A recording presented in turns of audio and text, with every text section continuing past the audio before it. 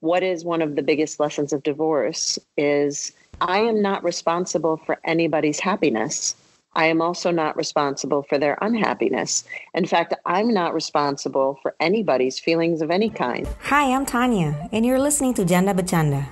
Welcome to episode 17, where I present to you a dear friend of mine whose accolades include editor of an international women's magazine, Nourrir, which she runs as a passion project while maintaining her corporate career with Oracle. She experienced an incredible life transformation during her divorce process with the help of her yoga practice, Crossfit, poetry writing, as well as personal development coaching.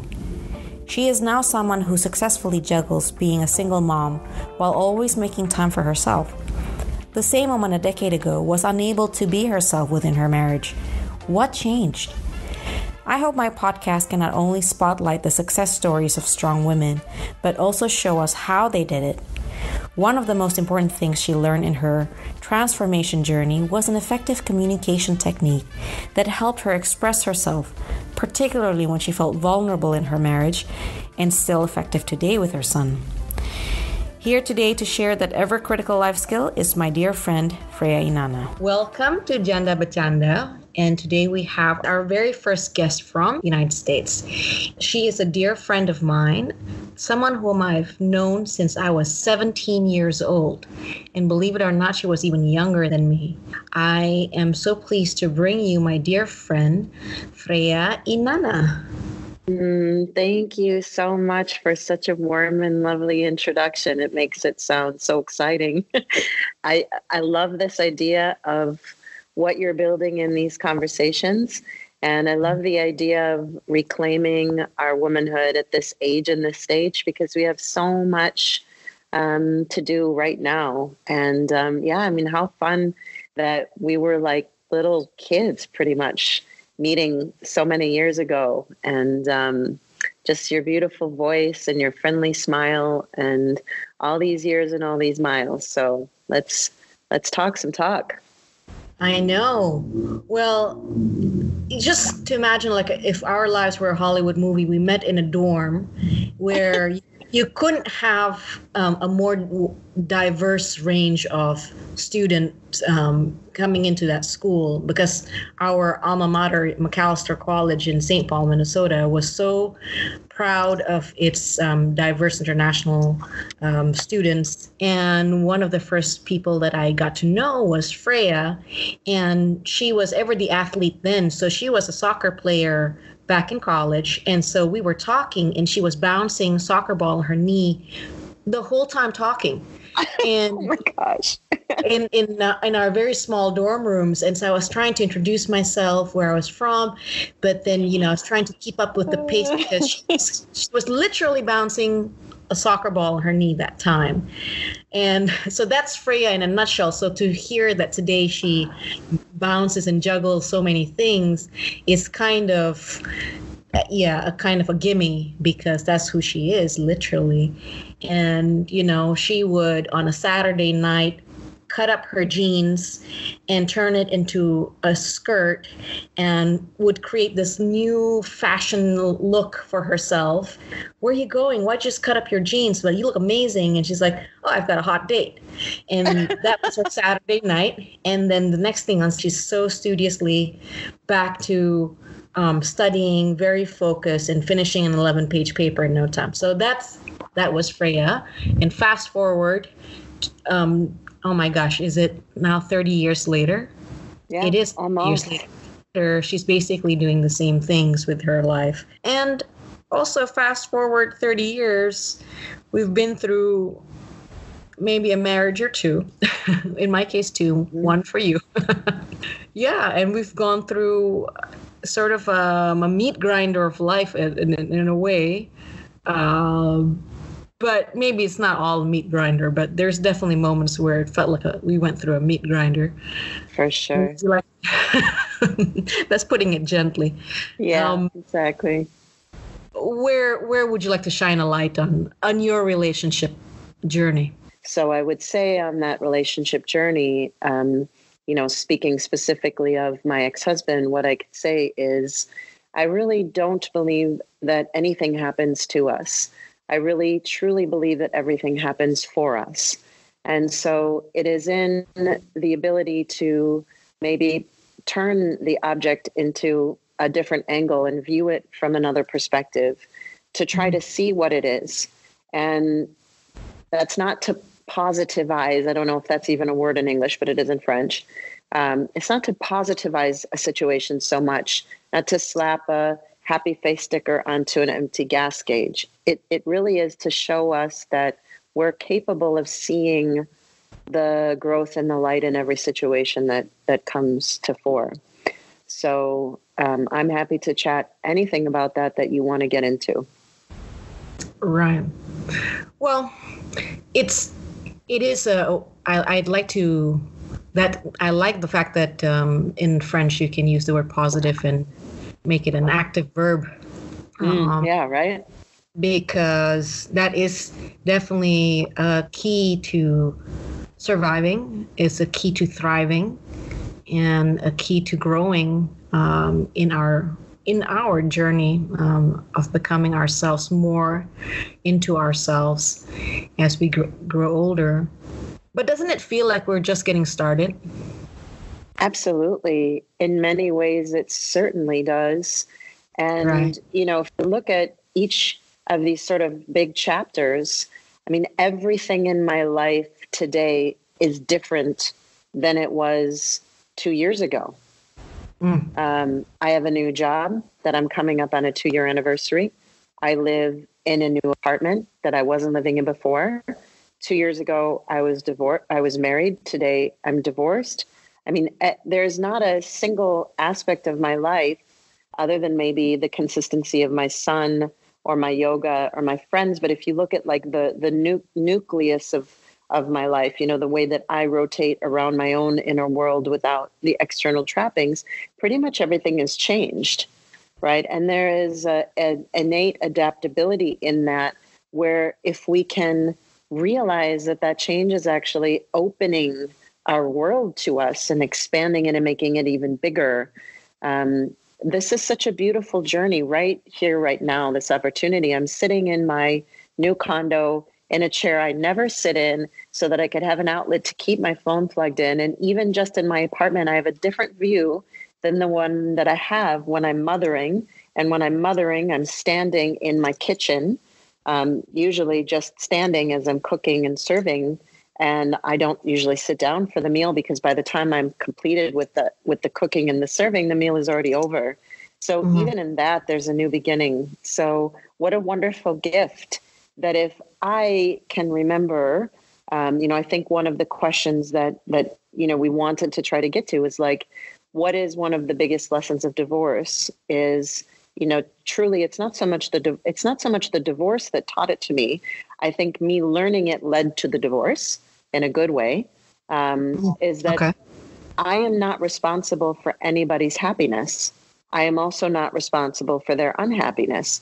In fact, I'm not responsible for anybody's feelings of any kind. And in the direct opposition of that, nobody is responsible for my happiness or my sadness except for me. And this is a wildly liberating thought. It's the essence of freedom. And it allows us to truly see and witness people and then decide whether or not those people are for us. And so when I discovered this, it caused a radical schism in my home because my ex-husband believed and still believes very deeply that I am 100% responsible for my son's happiness, or maybe 50-50 with him. And therefore I'm responsible for when he's unhappy or sad. And that I was also responsible for his happiness. And so you can see how if I no longer adhered to that sort of way of viewing the world in the home, that it could no longer function. There was nowhere for it to go. Someone listening out there might either just hear what you just said and find that absolutely liberating, or they may just smash their smartphone just now on the floor. Yeah, right. Like, I mean, what the hell is she saying? Right? What the hell is she saying that, that the spouse is not responsible for the happiness of the other or their child? But but that takes a lot to process and digest, that you can only do the best that you can with the resources that you have at the moment that you're experiencing it, and with the best intent for doing each moment. Mm-hmm. And the rest is not up to you, really. No. You know. And I might be, and I would say that, the biggest mistake I think that I made in my marriage was around that belief, was that thinking somehow that if I did certain things, that my husband would be happy. And that created a pattern of, well, I didn't want that. I wanted this. Well, I thought you said you wanted this, but I did that. And it creates this kind of, like, well, you just must not know me, or you don't love me. And it's like, well, no, the reality is that no matter what I do or don't do, you are going to have to choose happiness or not. Right. That's right. So that's really like the center of it. And I'm really trying very hard to teach my son this. And perhaps what might be interesting for your listeners to know, you and I have very similar backgrounds in the way that we were raised, that I was raised in a very traditional Persian family where your behavior had a direct outcome on everybody's happiness or their sadness. Every little thing that I did had a correlating emotion of how it was valued within the family structure. Everything down to how you walk and how you dress. And again, I'm not criticizing that in and of itself, other than that is a very conditional way of loving. And it sets you up for not having relationships where you truly are able to witness other people, and you're truly able to feel comfortable being yourself and showing who you are. So to come to that sort of realization from the familial background, and also marrying someone with a very similar background. My ex-husband is Tunisian and, Mediterranean. And so he very much has that still, and holds to it very dearly holds to that belief set.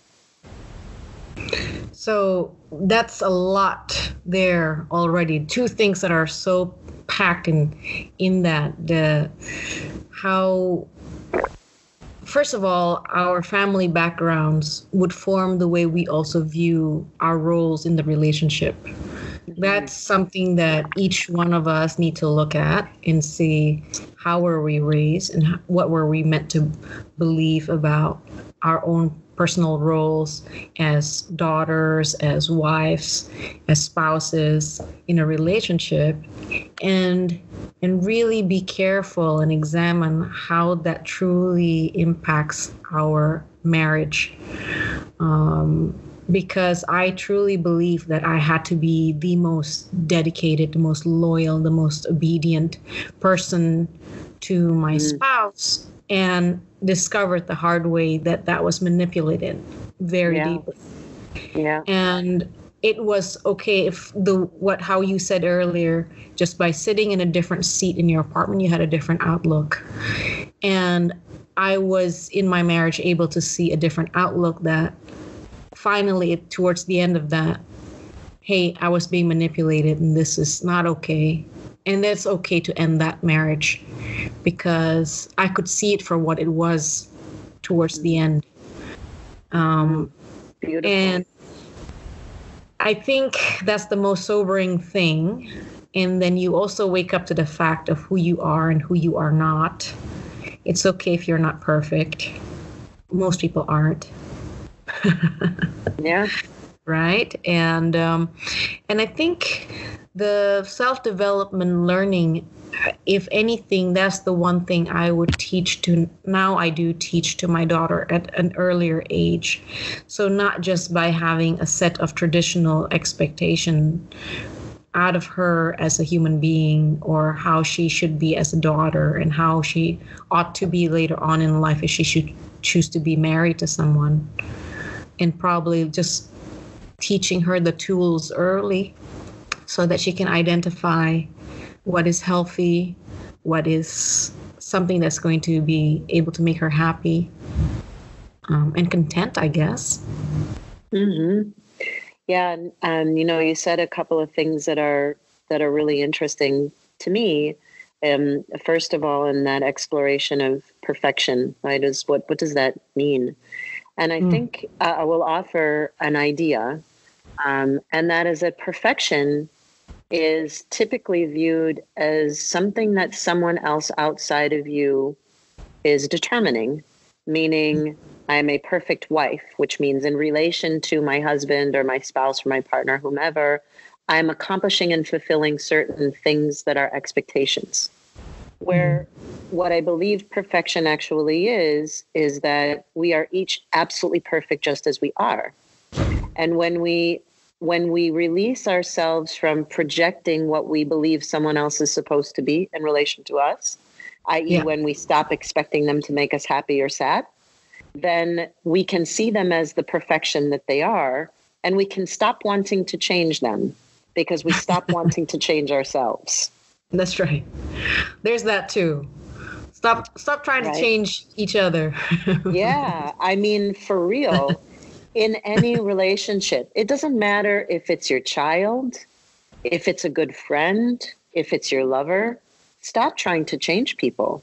They are who they are, and sit quietly enough to witness them and ask them questions, because you'll be shocked what you find out when you actually ask instead of making assumptions. Okay. And one of the things that I took away from the divorce was this renewed curiosity around that. And of course, the person I use it the most with is my son. And I have discovered so many things about him by simply stopping and asking him questions about how he feels about something, about what he would choose and why he would choose it, and what he would like me to do differently. And it's a treasure trove of things I would never have known about him had I just simply believed, for example, that he was throwing his coat on the floor because, he was lazy, and something as simple as that could be like, well, what happened? It'd be like, oh, I have to pee so bad. I just needed to pee. I'll come back and do it, to something really big. Right. And so I would offer that to the listeners of maybe evaluate what that perfection means so that it's no longer a taboo word. On the parting note, what's next for you? Continuing to have a beginner's mind and really allowing myself to witness people as they are, not as I would reflect upon them. And that's just a beautiful journey. Thank you. Oh my goodness. That's so beautiful. Wonderful. Freya, I love you. I'd love to have you again. And then we're going to have another one of these phone calls for sure. Yes, we will for sure. And we'll figure out when I come to Jakarta or Bali or somewhere else in the world. And I'm so proud of you. This is really phenomenal. And keep it up. Sharing these stories is really important. And I'm proud of you for doing it. Thank you. Thank you for your support. Okay. Bye, darling. Thank you for listening to my interview with Freya. For more episodes, you can check out our archives on jandabecanda.com or wherever you get your podcasts. Bye for now.